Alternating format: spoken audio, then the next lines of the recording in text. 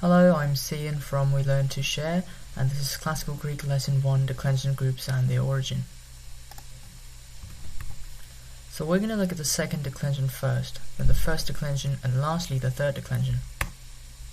The second declension mostly comprises of masculine and neuter nouns, but there are occasional feminine nouns like nesos, which means island as well. So here we have the word logos, which means a word or a story, and the singular forms are logos, logu, logoi, logon, loge, the dual logo, logoin, logoin, logo, logo, and the plural logoi, logon, logos, logus, logoi. And actually the feminine nouns in this declension group decline in the same way as the masculine nouns, but the neuter nouns do have a couple of differences. The word artelon means a prize, and straight away we see that the nominative singular form is identical to the accusative form. Also, the nominative and the accusative plural forms are different from those of the masculine nouns. Some of you might have noticed another difference, which is the change in accent. If we look at the singular forms, the nominative, accusative and vocative forms have a falling accent, ah, whereas the other forms have a rising accent, ah. And in fact, this has nothing to do with the neuter gender, but instead the accentuation rules. So the word artelon has two syllables, since it has two vowels.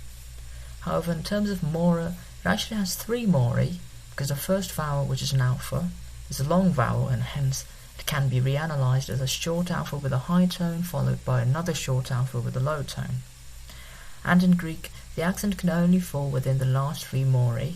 Therefore, in the forms like artlu, the accent moves back so as to follow the three mora rule, since the u at the end is two mora long. This doesn't mean that the accent always has to fall on the third last mora.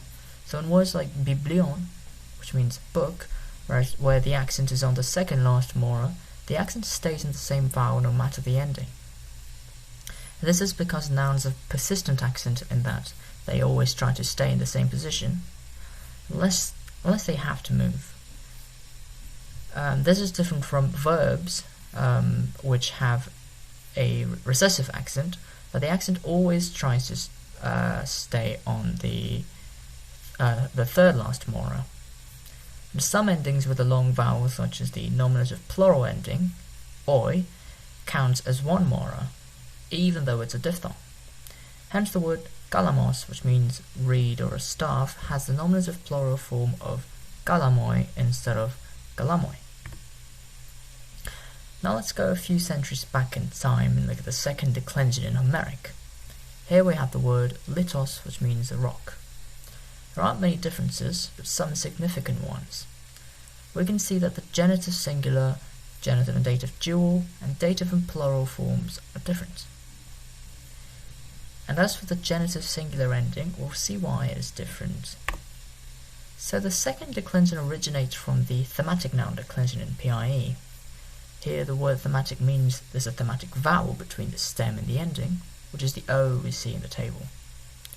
The asterisk in front of the ending means that they are reconstructed forms. The capital H refers to an unknown laryngeal. And as we have learned from the previous comparative linguistics lesson, the S in PIE debuccalizes into H in Greek. Because of this, the genitive singular ending osio becomes ohio, which then becomes the Homeric oio, as H disappears unless it is word initial. We also find a more contracted form or in Homeric, and this is where we get the Attic oo. The accusative plural ending has a consonant cluster that is not allowed in Greek, and consequently the M disappears, but as it disappears it causes the preceding vowel to be lengthened as a compensation, hence a name compensatory lengthening.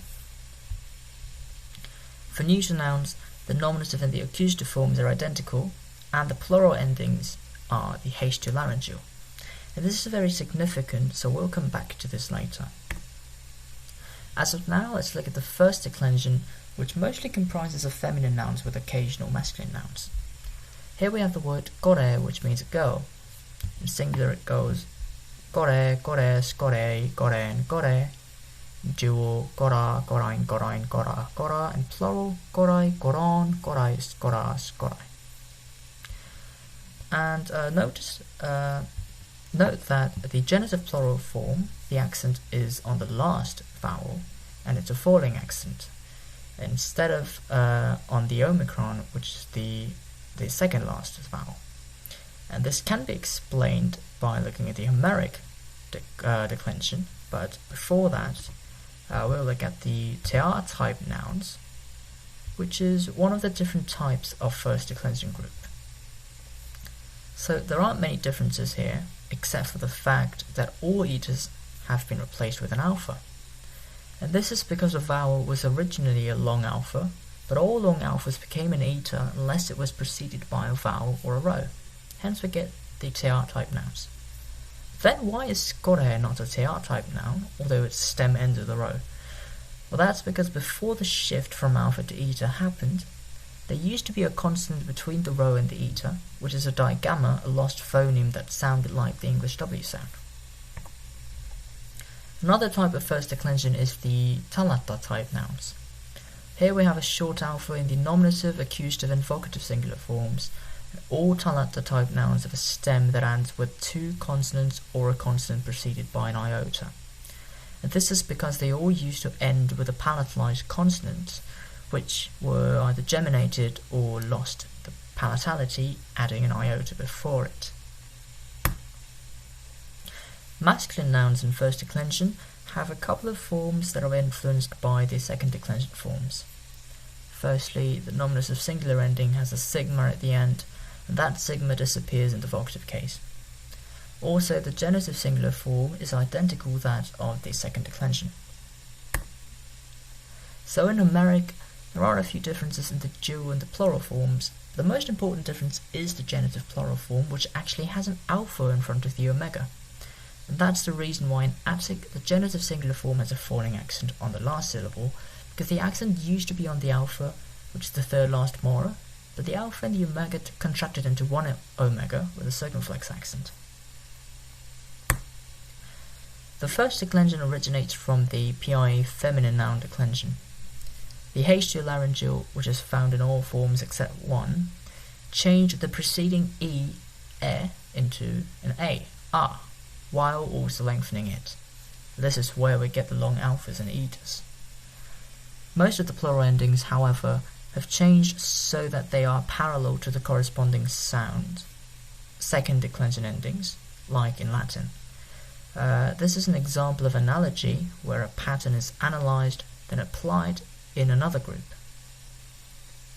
And as we'll find out later, the feminine declension is basically the athematic declension with a collective ending, which is significant because it might suggest that the feminine gender originally didn't exist in PIE. So the third declension is the most interesting one in my opinion, because it has two stems, a contracted stem in the nominative vocative singular and the plural dative, and the true oblique stem in the other forms. For example, here we have the word nux, which means night, and in the nominative singular form this stem ends with a xi, whereas in most of the other forms it ends with a kappa followed by a tau. Many of the neuter nouns in third declension are oros type nouns, and they get even more interesting because it seems like a totally different declension group. But this can all be explained when we look at the origin of the third declension. The third declension originates from the athematic declension, which I've briefly mentioned before. And as you can guess from the name, it doesn't have a thematic vowel between the stem and the ending. And consequently, athematic nouns sometimes contain a series of consonants that is not allowed in Greek, like in nukts. So the T disappears, and the remaining K and the ending S merge into xi, which is basically a kappa followed by a sigma. As for the accusative singular ending, it's actually the same M as in the thematic declension, except it's syllabic due to the lack of vowel. And syllabic nasals, unless they were followed by a vowel, became an alpha in Greek, hence the accusative singular nukta. The oros type nouns are actually athematic nouns with the suffix s, with an s at the end, which will disappear in Greek, resulting in the oblique stem ore.